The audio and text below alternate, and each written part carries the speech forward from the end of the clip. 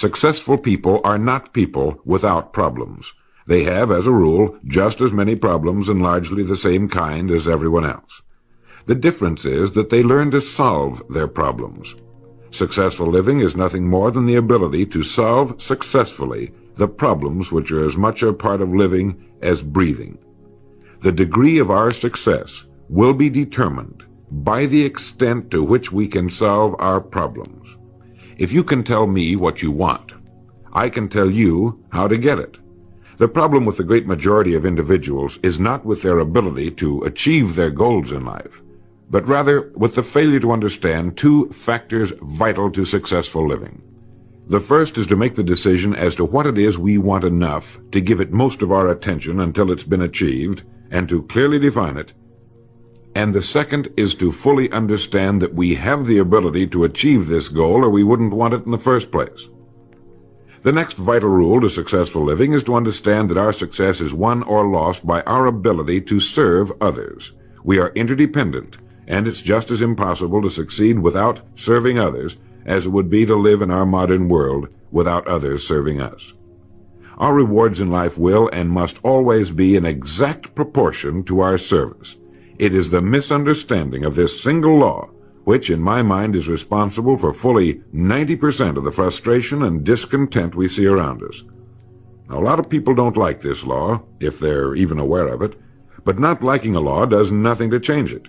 The basic laws of nature and economics are unchanging. If we're out of step with them, we are, as Thomas Huxley put it, checkmated, without haste, but without remorse. But to those who know and work with the laws, he said, they are paid with the overflowing sort of generosity with which the strong delight in strength. If a person doesn't like his income, all he has to do is take a good long look at his service. Look where you will find this law in undeviating operation. Our rewards will always be in exact proportion to our service. This is the law, then, that lies as the supporting structure of economics and personal well-being, so fix it in your mind. All attempts to sidestep or in any way avoid this law will result in frustration and failure. So this brings up the question, if what I want is more than I now have, how can I increase my service in order to earn it? Well, whom do we serve? We serve people. So let's take a moment to try to understand people. The more we understand them, the better we can serve them. I think of an adult human being as a grown child, doing his best to play for the first and last time on earth this game called life. The extent to which he learns the rules of this mighty game will determine his success. But right here we run into an historic and exasperating fact. People down through the centuries have, with the most amazing consistency, divided themselves into two groups. One group contains about 5% of any given population. The other group contains the remaining 95%. Neither of these two groups is any better than the other. But one thing separates them. The big group, the one containing about 95% of the people, never seems to get the word, while the smaller group, the 5%, does. Now, what do I mean by getting the word? I mean about 95% of the people never quite understand, emotionally or intellectually, that we as individuals control, to an altogether unsuspected extent, our lives here on earth. That each one of us is the architect of the structure fashioned by our years. You see, all of us want the same things, but only about 5% figures out how to get them. Within each of us burn two unquenchable ambitions: to serve importantly and to gain financial independence. Both of these worthwhile goals are within the reach of all of us, man or woman, but according to statistics, only about 5% achieve both of them. Why? Let's look at it logically. Every human being has a tendency to think, act, and talk like those by whom he is surrounded. This is environment, and it exercises an enormous influence on our lives. We've already pointed out that 95% don't seem to get the word in life. Then it follows that in the case of any given individual, the odds are 95-5 that he is surrounded by the larger group. And since a body in motion tends to remain in motion until acted upon by an outside force, that he will continue to conform to his group unless we can do a better job of serving him through knowledge. The failure of most people to live successfully is not caused by their lack of abilities, far from it, but rather in their failure to decide what it is they want, and understanding that our wants are governed by our talents and abilities, and that we are divided into two groups of roughly 5% and 95%, and that it's the 5% group which is successful. So here, let me give you a definition of success which, to my mind, covers the subject completely. Success is the progressive realization of a worthy ideal. That is, anyone who knows where he is going in life is a success. At the moment he makes the decision of what it is he intends to accomplish, of what it is he considers a worthy ideal, he is successful. Once this goal has been accomplished, he is again, by our definition, a failure, until he establishes a new goal toward which to work. To my mind, this is what we as human beings were intended to do, to go through life from one achievement to another, and to finally come to the end of our road here on earth, still reaching, still working toward a new and better plateau on which to stand. For this is to live and live completely, to know as much as we can know, to serve as much as we can serve, to accomplish as much as we can accomplish. Well, since success is the progressive realization of a worthy ideal, why are we faced with only 5% who can be called really successful? Because the best estimates available tell us that only about 5% will ever decide upon and define the one thing they want. One thing, because we can only do one thing at a time. To my mind, the story of a person's life is the story of a quest, a search to which he devotes his life. We know that the happiest people on earth are those who know exactly what it is they seek and set boldly out to find it. And while we're all dreamers, the fortunate ones are those who have found a dream so exciting and worthwhile that they'll devote a part or all of their lives to making that dream come true. But while all dream, by far the great majority, that 95%, never realizes that a persistent daydream is often the point on which we should set our compass, the place toward which it is meant for us to journey. The tragedy is that the great majority shrugs off this built-in direction finder and returns to the wide, visible, well-marked road in life which they feel must be the best road because it carries the heaviest traffic. Well, let's make this point clear. The road in life with the heaviest traffic is not the best road to follow, for it is the road of the 95%. It is the road with no more opportunity, and with 19 times as much competition. Of all the billions of human beings who've lived on Earth, all great advances, all great ideas have come from just a handful, a few thousand out of billions.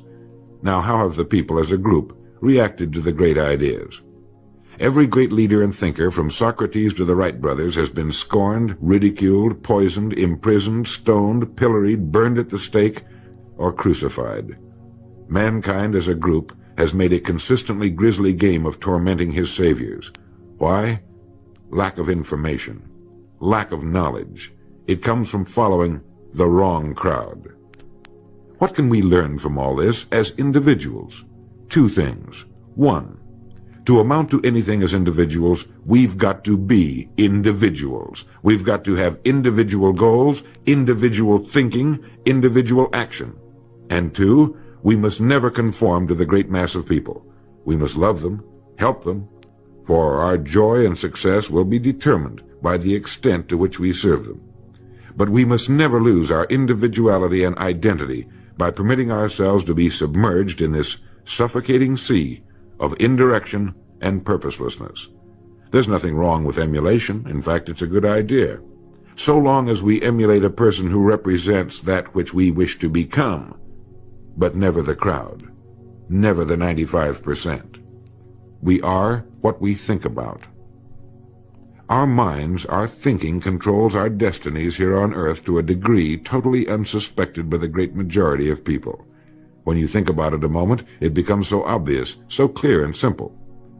Well then, if we become what we think about, and if we can control our minds, we can pretty well tell our own future. And that's the point I want to make. That's what I meant when I said earlier that each one of us is the architect of the structure fashioned by our years. This means that if we're confused about what we wish to become or accomplish, our lives, our environment will mirror that confusion. It also means that if we know what it is we seek, that it must be accomplished. barring an act of God or a catastrophe over which we have no control, we as individuals can call our own shots for the rest of our lives. We can know what it means to go through life from one success to another, to play life according to the rules and reap the rewards. We can know what it means to have peace of mind and live calm, cheerful, successful lives. You are at this moment the sum total of your thoughts to this point, for there is nothing else you can be. And 5 years from now, you can be and have anything you set your entire mind and heart upon. Succeeding in life has always been a matter of doing that which the great majority does not do. Now let's keep this in mind as we get into this business of goals. It isn't that I want to make an invidious comparison between the 5% and the 95%, not at all. That's just the way it is. And if we don't recognize it, it will be to our cost. At the beginning of this record, I made the statement, if you can tell me what you want, I can tell you how to get it. You see, the trick is not in achieving our goals, it is in establishing them. A ship would never leave a harbor if it did not have a destination. An industrial plant would never open its gates if it did not have a product or a purpose. Football would not be played without goalposts, nor would baseball without a home plate. Every business operates for a purpose. Every game has a reason. Getting back to the analogy of our ship, if you were to climb to the navigation bridge and ask the captain the name and location of his next port of call, he would tell you immediately. There's not the slightest doubt in his mind. Can you tell anyone your destination just as quickly and in one sentence? The captain of the ship knows that he can arrive at only one port at a time. He knows that it's impossible to arrive at two. Do you know that? He also knows that his destination will be invisible for fully 99% of his voyage, but he knows it's there, and that he'll reach it, barring an unforeseen catastrophe, if he will just keep doing certain things a certain way every day. One fine morning his destination will appear on the horizon. He'll sail into port, his voyage successfully completed. When his business has been accomplished, he'll then sail to another predetermined port of call, and this will take him and his ship from one success to another for the rest of both of their lives. By understanding that he can reach only one port at a time, the owner of a ship can, in the short space of a very few years, reach hundreds of ports successfully. There'll be problems, lots of them, but they'll be solved, and the ship will steam its solitary course over the deep oceans of the world, devoting its life to accomplishing its mission and contributing its share to the welfare and economy of the world. Men and women who follow this sensible, obvious, and meaningful way of life will do the same. But the paradox is that most are like ships without rudders. They're subject to the whims of wind and tide. And while they hope they'll one day arrive in a rich and bustling port, you and I know that for every narrow harbor entrance, there's 1,000 miles of treacherous and rocky coastline. The chances of their just drifting into port are 1,000 to 1 against them. These are the unfortunate people who, not knowing the rules, believe that circumstance controls our lives. They believe in luck and superstitions, fate, the breaks. They believe that success comes as the result of who you know, not what you know. And while they cling to their false alibis, life passes them by. For the rules of life are just, and they are checkmated, without haste, but without remorse. Now what about you? Remembering that the definition of success is the progressive realization of a worthy ideal, what's the ideal toward which you are working, now, today, yesterday, and tomorrow? Can you write it in one sentence? Is your goal sharply and clearly defined? I mentioned on the first side of this record that I could tell you how you could be and have anything you set your mind on in 5 years. To better understand this, you must examine one of the most overlooked facts in the world. It is that every job, no matter what it may be, holds somewhere within itself the key to everything we want in life, the key to greatness. But we must look for it, and we must think. Decide to become a professional at your business. You see, we can either compete or create. If we compete with all the other people in our line of work, we must be willing to accept the same rewards. If that's what we want, fine. But if we want to become professionals at what we do, then we must create. And when we begin to do this, there's no limit to that which we can achieve. We hear a lot these days about a word called security. Everyone wants security, but not 1 in 10 can tell you what it is. Most people will tell you that security rests with a job. This is impossible. There is no such thing as a job that represents security. Anyone with a job can lose it for any one of 1,000 reasons at any time. There is only one place on earth you can find security, and if it isn't there, it isn't anywhere. It's inside of a person, never outside. If a man has security inside, where it belongs, his wife and children can feel it when he sits down to eat with them, and they're warmed by it. If a man has security inside where it belongs, you can see it walking down the street, and you can feel it when he enters a room. That's security, and you can't take it away from him. You can take away his money, his home, everything but a wife who's willing to start over, and most of them are, and drop him anywhere in the country. Go back in a year, and he'll be doing just as well as when you found him the first time. You can't keep a good man down, no matter what you do to him. Like cream on milk. You can shake it all day, but just set it down for a while, and it'll bounce right to the top again. This man or this woman has security where it belongs. And do you know where it comes from? It comes from doing what we do for a living surpassingly well. It comes from being a pro in a world of amateurs.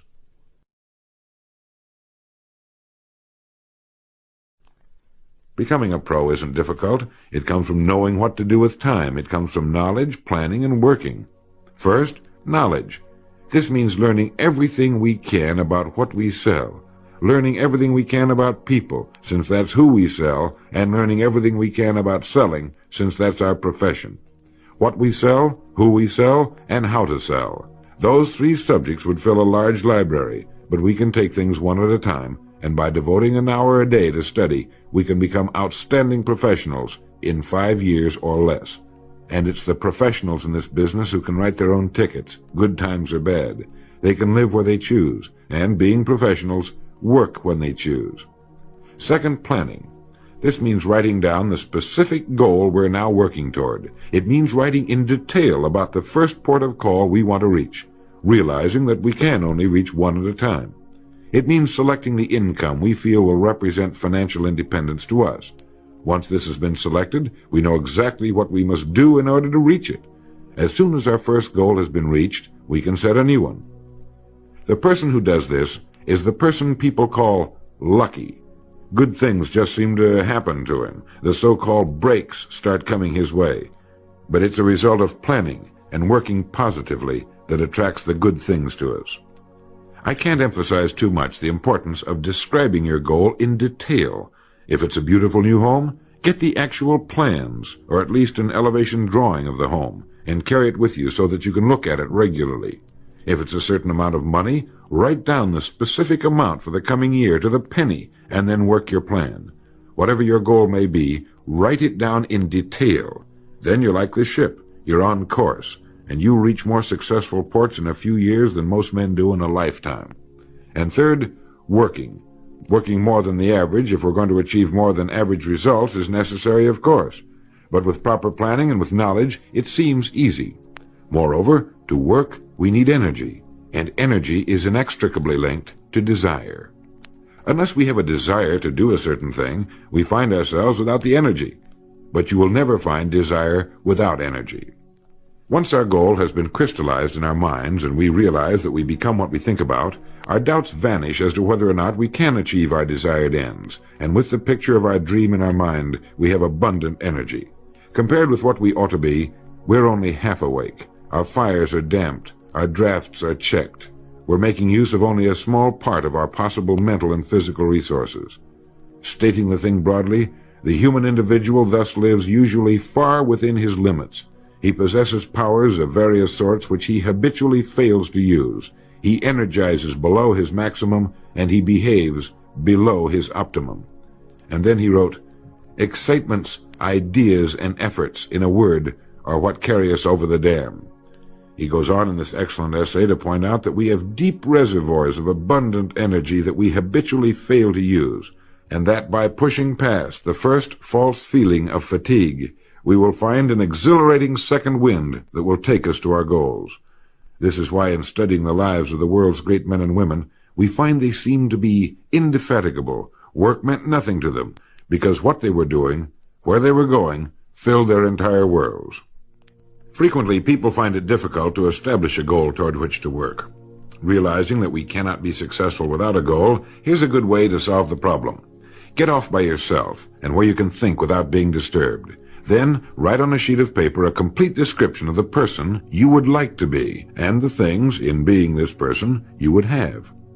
Once this has been done, start acting the part of the person you wish to become. Carry as often as you can a clear mental image of the person you want to be and begin to be that person. Soon this will become so knit with habit it will lead you without fail to the goal you seek. You see, when you begin to do this, you're using your greatest power, your mind, and you will become what you think about. The only thing about a man that is a man is his mind. Everything else you can find in a pig or a horse.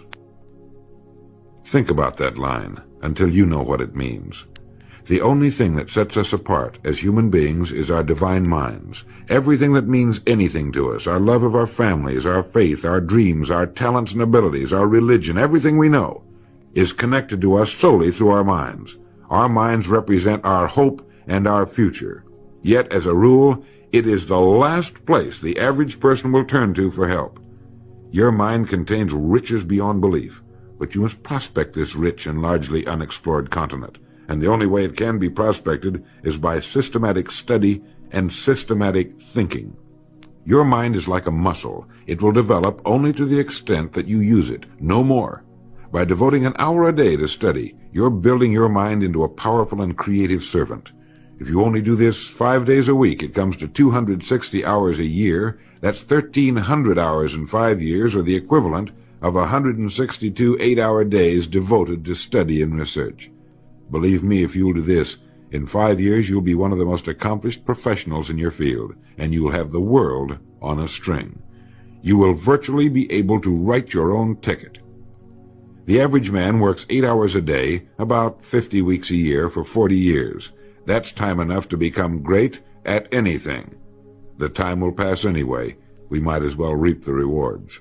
So now, let's sum up and reduce the whole thing to a workable formula, a set of rules for this game of life that cannot fail to take us to where we wish to go. The first and most important thing to remember is the rule that controls our life. We become literally what we think about. This means that we must establish a worthwhile goal toward which to work, a goal that will occupy our minds most of the time. This goal should be written out or illustrated. We should look at it and restate our purpose every morning, every night, and as many times during the day as we can. We must fully understand, emotionally as well as intellectually, that whatever it is we set our heart upon will become real in our lives. We must also remember the law that lies as the basic foundation for all economics and personal well-being as well. Our rewards will be in exact proportion to our service, and if we want to get into the top 5% of the people, we must often cut ourselves away from the effects of our environment and become individuals with individual goals, individual thinking, individual actions.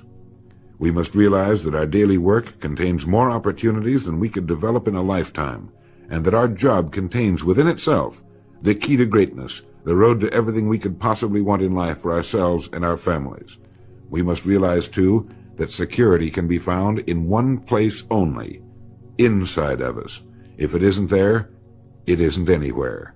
And the only road to security lies in doing what we do for a living, surpassingly well. And lastly, that we must become professionals at what we do, and that becoming a pro involves knowledge, planning, and working. Knowledge of what we sell, who we sell, and selling.